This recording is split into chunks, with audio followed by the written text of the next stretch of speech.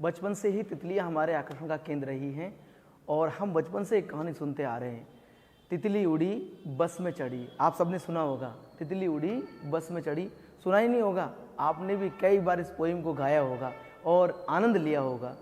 तितली उड़ी बस में चढ़ी, सीट ना मिली, रोने लगी, ड्राइवर बोला आजा मेरे पास, तितली बोली हट बदमाश। अब एक और नई तितली, आपके आनंद का विषय, खोज ली गई है अरुणाचल प्रदेश में। उस तितली का नाम क्या है? देखिए, नेप्टिस फिलारा, मेरे पीछे लिखा हुआ है स्क्रीन पर, नेप्टिस फिलारा। हम इस तितली की बात क्यों कर रहे हैं? क्योंकि ये इसलिए महत्वपूर्ण है क्योंकि ये प्रारंभिक परीक्षा में आपसे पूछी जा सकती है। दूसरा, जीएस पेपर 3 जब हम देते हैं यूपीएससी में, तो जीएस पेपर 3 में एक पार्ट आता है इन्वायरमेंट, पर्यावरण, उसमें भी आपसे ये सवाल पूछे जा सकते हैं। जब भी कोई नई चीज़ खोज हो तो आपको उसे ध्यान से देखना चाहिए। इसमें हम क्या क्या पढ़ेंगे? सबसे पहले इस तितली के बारे में जानेंगे, इसकी खोज कहाँ हुई, इसकी विशेषताएं क्या हैं, इसकी मूल पहचान क्या है और खोज किसने की है। इसके बाद हम ये जानेंगे कि प्रारंभिक परीक्षाओं में इससे जुड़े हुए सवाल कैसे आ सकते हैं। जय हिंद, सबको फ्री पढ़ाएंगे, 2-2 लाख बचाएंगे। आपने आज ज्वाइन की है देश की सबसे बड़ी निःशुल्क कोचिंग, निःशुल्क पुस्तक योजना एक पहल इंडिया। चलिए क्लास शुरू करते हैं। यहाँ आप देख रहे हैं, मैंने ऊपर लिखा है प्रारंभिक परीक्षा तितली की नई प्रजाति नेप्टिस फिलारा। मुख्य परीक्षा सामान्य अध्ययन जीएस पेपर जो 3 है उसमें पर्यावरण। यहाँ से आप ये देख लेंगे, हमेशा थंबनेल पर पता चल जाएगा कि मैं कौन सा टॉपिक आपको बताने वाला हूँ और आपके किस परीक्षा के लिए महत्वपूर्ण है।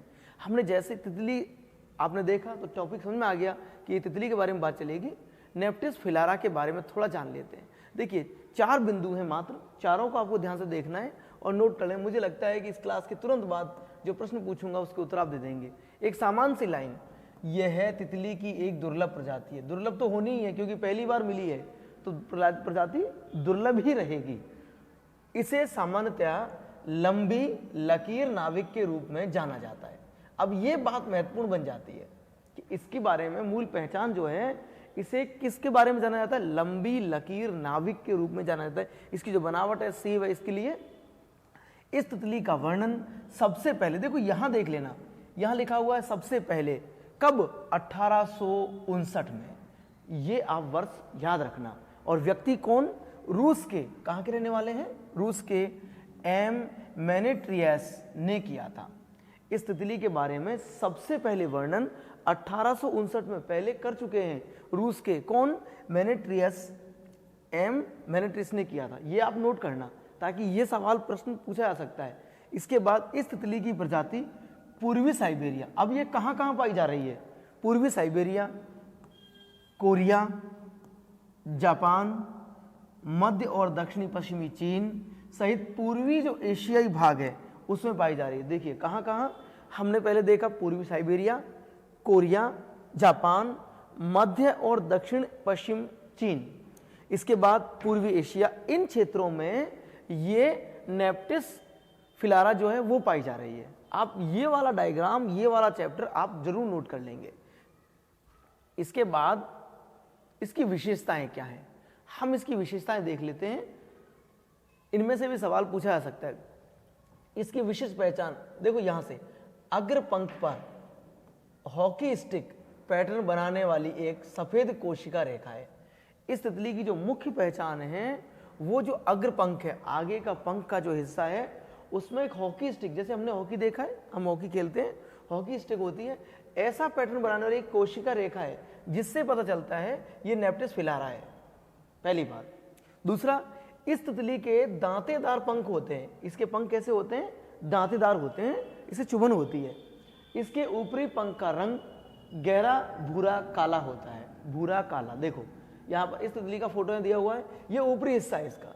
इस ऊपरी हिस्से पर इसका रंग जो है, एक तो भूरा, ये वाला पार्ट आपने देखा भूरा है, और गहरा काला है। इसके 2 रंग है, एक तो भूरा और काला ऊपरी भाग है, और निचला वाला जो हिस्सा है, देखो ये वाला निचला, ये वाला जो हिस्सा है ना तितली का, इसमें आपने देखा ये वाला पार्ट, ये कैसा होता है? पीला भूरा होता है, पीला और भूरा इस रंग को लिए हुए होता है। तो ये ऊपरी पार्ट है, निचला है। यह निम्फालिडे परिवार से संबंधित है। इस तितली के बारे में पूछे किस परिवार से संबंधित है? निम्फालिडे। और यह सदाबहार जंगलों, वनस्पति, चट्टान, नदियों जैसे क्षेत्रों में पाई जाती है। ये आप कर लेंगे। अब इसकी खोज कहाँ पर हुई? टेली वैली वन्यजीव अभ्यारण्य। टेली वैली कहाँ पर है? अरुणाचल प्रदेश में। इस टेली वैली के बारे में थोड़ा सा जान लेते हैं। देखिए, टेली वैली वन्यजीव अभ्यारण्य अरुणाचल प्रदेश और जिला निचले सुबनसिरी। ये टेली वैली कहाँ पर है? सुबनसिरी जिले में है टेली वैली। यह अभ्यारण्य 2400 मीटर ऊंचे एक पठार पर स्थित है, पठारी भूभाग में स्थित है। और इसकी स्थापना कब हुई थी? 1995। 1995 में टेली वैली की स्थापना की गई।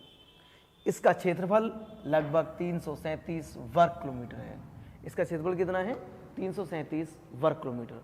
और इस अभ्यारण्य में पुष्प और जीव जो होते हैं, इनकी कई प्रजातियां पाई जाती हैं वन्यजीव अभ्यारण्य में।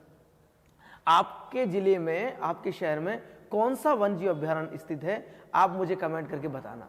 मेरे जिले में केवलादेव राष्ट्रीय उद्यान स्थित है। आप अनुमान लगाइए मैं किस जिले से हूँ। मेरा जो जिला है उसमें केवलादेव राष्ट्रीय उद्यान स्थित है। पक्षियों का स्वर्ग कहा जाता है उसे। मैं जिस जिले से आता हूँ, आप अनुमान लगाइए कि मैं कहाँ से हूँ, मैं कहाँ का रहने वाला हूँ। आप अपने जिले का नाम बताइए और वहाँ पर स्थित अभ्यारण्य बताइए। दोनों में से एक बात बता दीजिए। अगर आप अभ्यारण्य बताएंगे तो मैं जिला बता के दूंगा आपको कमेंट बॉक्स में। अगर आप मुझे जिला बताएंगे तो आपके यहाँ अभ्यारण्य बता दूंगा मैं आपको। ठीक है। इस अभ्यारण्य में देवदार के वृक्ष, फर्न, ऑर्किड बांस और रोडोडेंड्रॉन जैसे उष्णकटिबंधीय समशीतोष्ण अल्पाइन वृक्ष पाए जाते हैं। और वन्यजीव या लुप्त प्राय तेंदुआ, हिमालय गिलहरी और हिमालय काला भालू आदि पाए जाते हैं। अब हम देखने वाले हैं कि प्रारंभिक परीक्षा में सवाल क्या पूछा जाएगा आपसे। देखो, प्रारंभिक परीक्षा में क्या सवाल पूछेगा, मैंने एक सवाल बनाकर के दिया। नेप्टिस फिलायरा के संदर्भ में निम्नलिखित कथनों पर विचार कीजिए। नंबर 1, यह तितली की एक नई प्रजाति है। कथन सही है गलत आप बताएंगे। अगर आपको समझ में आया है क्लास में तो 100% सही आएगा आपका। हाल ही में इस प्रजाति की खोज अरुणाचल प्रदेश के टेल वैली अभ्यारण्य में की गई है। इसकी विशिष्ट पहचान इसके अग्र पंख पर हॉकी स्टिक पैटर्न बनाने वाली एक सफेद कोशिका से होती है। ये 3 यहाँ कथन दिए गए हैं। तीनों कथनों में से आपको बताना है केवल एक सही है, केवल 2 सही है, केवल सभी तीनों सही हैं, इनमें से कोई भी सही नहीं है। इन चारों में से आपको कूट बताना है कि कौन सा सही है। आप मुझे यह उत्तर कमेंट बॉक्स में देना ताकि मैं आपको देख सकूं, हमारी एक इंडिया की टीम आपकी तैयारी को देख सके और अन्य लोगों को निःशुल्क कोचिंग, निःशुल्क पुस्तक योजना के बारे में आप भी जानकारी दीजिए ताकि बच्चों को और निर्धन गरीब परिवारों को लुटने से बचाया जा सके। जय हिंद।